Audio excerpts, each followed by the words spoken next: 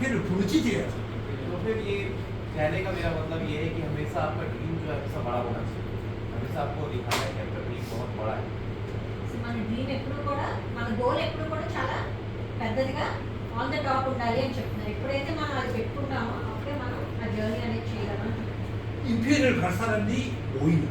तो फिर इंपीरियल में जितने लोग हैं जो लोग जाना चाहते हैं इंपीरियल तक वो लोग सब लोग एक जगह पे इकट्ठा होंगे आपके साथ इकट्ठा होंगे. సో ఎవరైతే నిజంగా ఇంపీరియల్ మాస్టర్ అవ్వాలి అని అనుకుంటున్నారో వాళ్ళందరూ వచ్చి మీతోటి జాయిన్ అవుతారు, ఒక చోట అందరూ కలుస్తారు అని చెప్పి చెప్తారు. 내 꿈의 크기가 세즈마다. 나는 세즈마다 어떤 세즈가 될 거야 하고 부르짖으면. अगर आप हमें से बोलते रहें कि नहीं आप ऑर्डर सेल्स तक जाना है सेल्स मास्टर नहीं बदलाएंगे. సో ఎప్పుడు నేను ఆటో సేల్స్ అవ్వాలి లేకపోతే సేల్స్ మాస్టర్ అవ్వాలి అని మనం అనుకుంటే కనుక 크기가 작은 사람들만 이렇게 모이는 거야. तो फिर जो लोगों का ड्रीम बस उतना ही होगा वही लोग साथ में आएंगे वही लोग साथ में जुड़ेंगे. సో ఎవరైతే